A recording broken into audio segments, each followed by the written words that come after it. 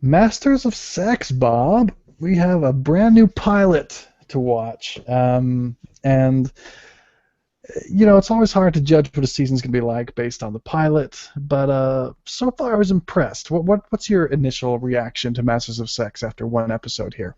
Yeah, very promising. I had some, I want to call them minor issues, and mostly it's just that it's been only one episode. It could be that I'm going to get all these things resolved soon enough. On the one hand, it was like pretty briskly paced, and we started from the beginning of these two characters meeting up and becoming the premise of the show, which maybe I should let you give an intro, but uh, and then we just moved, bam, right into like lots of people are having sex and we're studying it, and it's only 10 minutes into the episode. I'm like, oh, we had dinner and drinks really fast.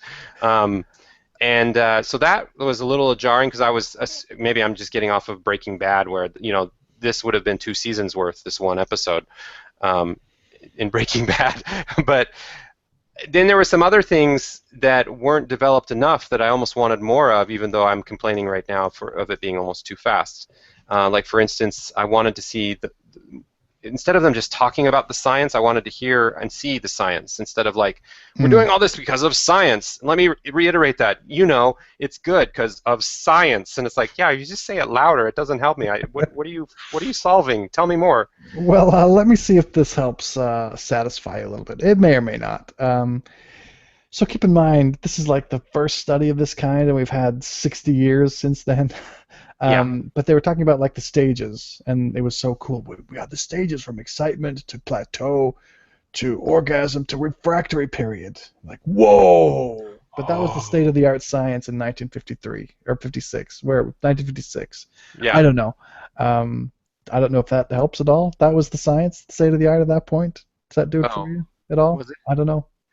Not so much. I was thinking like, how do the wires attached to the body make you come up with that as your conclusion? Is maybe I'm being too much of a nerd, and like in not to keep referencing Breaking Bad, but even Breaking Bad was sort of making shit up, and this show doesn't have to because it's kind of based on reality more. But like Breaking Bad, how the meth came to be pure and the blue stuff and the Walt's formula. There's just a lot of meticulous, really well crafted backstory to how that came to be, whereas I'm just getting one word thrown at me over and over again. It's science, and then we have results to, like what you just said, which but why? Why is that important? Why is that science? What am I missing? And I know this is just the first episode. That's just where I'm excited to see where they go with it, I guess. Okay, well, I think that's fair. I mean, probably it's tempting for the writers just to rely on the fact that it's sort of salacious, titillating material without having to Yeah, necessarily give us to connect the dots.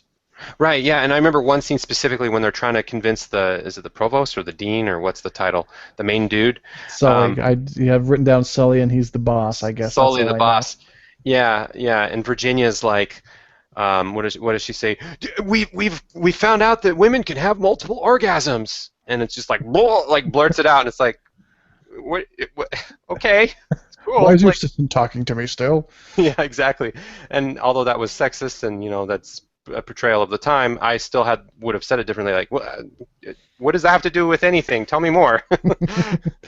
So yeah, I guess we sort of jumped in there. I don't know if anyone needs the premise, but it's about Masters and Johnson, the seminal sex researchers at Washington University in St. Louis. Masters, I guess we show, or it shows us that he's this amazing baby doctor, obstetrician, I guess. He saves someone who would have died without him being there because he's so amazing. Um, and then Ginny is how she comes to be called soon. She's just a pull herself up by the bootstraps kind of person who's got a couple kids and just trying to make things happen. And she finagles her way onto his team to be an assistant because the prostitute he's working with keeps telling him, "You need a woman, otherwise you're not going to get anywhere." And then, of course, we see Ginny has a great answer to the question, "Why would a woman fake an orgasm?" She says, "Well, to get them at the climax quickly so she can get back to whatever it was she would rather be doing." And that pretty much starts there. Collaboration, and we know from history it'll be a long-lasting collaboration. Um, yeah, but it's risky at first, right? Because I guess they deal with this all in the premise or in the pilot here, but at first, um, no one is approving this, so they're doing it secretly, and other doctors are taking bets on what's going on in there. But then that scene you were talking about, they try to say no, you have to approve this. They finally get them to approve it, and now they're on board, ready to go. They're recruiting people. I think it's interesting they're recruiting married people to have sex for science. I'm surprised that in 1956 they feel like they can ask people that, but maybe they can. Yeah, well, and that's kind of speaks to the rushed nature of the pilot, but I think there's probably a lot more coming throughout the series. But not only are they asking married people to have sex, they're asking married people to have sex with other people, like not with themselves or not with in the in the construct of the marriage, so to speak, which would have been really important in the 50s. But they're asking people who they think would be promiscuous to have sex with other promiscuous people so they could observe, which I guess makes sense. That's who you'd go to first, right? Yeah, I guess why not? So as a pilot, you sort of try to predict the future based on what you see. This is Mm. obviously going to be about Masters and Johnson, and I cannot believe that I don't have the guy who plays Masters written down here. I half Michael know his Sheen. name, Michael Sheen. That sounds like it. But what do you think about him and him playing Bill Masters? I think he's a great actor, and I think he's doing a phenomenal job off the bat. Like I have no issues there. Um, you might have something more nuanced to say, because I could jump straight into Lizzie Kaplan, which I feel like is a little. Sounds great. Michael Sheen seems promising. Lizzie Kaplan is sort of the shining star so far of this. Yeah, and she's almost a little bit of a wild card. Maybe that's the wrong term, but she has more to prove, in my opinion, and not just because she's younger and newer, but because, and maybe this is unfair, but I've seen her in a lot of movies, not a lot, but a few, and she's played like way less complicated and nuanced role. We're talking like high school, Mean comedies and Girls, stuff. isn't she in Mean Girls? Yeah, I think she's in Mean Girls, and then she's in that other one with Michael Cera. I feel like she's in tons of Michael Cera movies. That's kind of the impression I have in my mind, and so I see her as like a woman with two kids, as a go-getter, almost entrepreneur type. And then Party Uh, Down. Did you watch Party Down? yeah, she was in Party Down, and actually, she became more likable to me anyway after seeing her in Party Down. Yeah. Um, I don't mean to be so down on Lizzie Kaplan. She's doing pretty well, but it's just not as um, it's not as much of a slam dunk as it was with Michael Sheen. Yeah, fair enough. But I also think she's got sort of a better role to play in a certain way. Um, it's not as great of a time for women in 1956, but if you are a particular woman who is living in this man's world but trying to pull herself up by her bootstraps and trying to navigate things, know when to press an issue, know when to keep your head down. It's really complex circumstances you have to navigate in, and I think that she, so far after one episode, is proving herself up to the task of being a woman navigating in that environment. Oh yeah, definitely. I'd agree with that. So yeah, so I'm looking forward to that. Oh, the one other thing, which I guess is going to be a big part of the show, and they decided to squeeze it into the pilot. At the end, Bill says that he and Ginny should undertake the research themselves. Yeah, that was a big whoa way to end the pilot. And she's like, "Can you give me the weekend to think about it?" Um, Now, I had to like rethink it through my head, the logic, and I think I'm good with it. Like, it makes sense, this whole transference idea of. So let me see if I can explain it, and you correct me if I'm Yeah, wrong. sure. So the idea is that they're going to be watching a lot of people have sex, and they could uh, project their feelings towards those people, or somehow get connected to each other or those people, because that's just a natural biological tendency. But if they were to have sex with each other and observe each other that way and do it scientifically, then that's like jumping the gun, and that's like the most. There's nothing left to be revealed or to be titillating in terms of the work that they're trying to accomplish. So then it would make it so that they could have less of that transference problem and focus on the science, which I'm so concerned about. Did that Yeah, did, I did think I do that okay? sounds. I think that sounds more or less right. I mean, to give background from my point of view, now transference is something that psychology, the therapists talk about. A lot of times when a therapist is working with someone closely and intimately, um, something will come up for the client to where um, feelings that they have toward like a mother or a lover or something get transferred and placed on the therapist, and um, so it just can get very emotionally charged for the client. That's what I'm usually thinking of when I think of transference. Now it seems that he is trying to say that there's a transference here that will be, since they're watching people have sex, um, that it'll be sort of like the opposite way. So they, as the researchers, will start to develop, will start to transfer their feelings of sexual desire towards their research objects.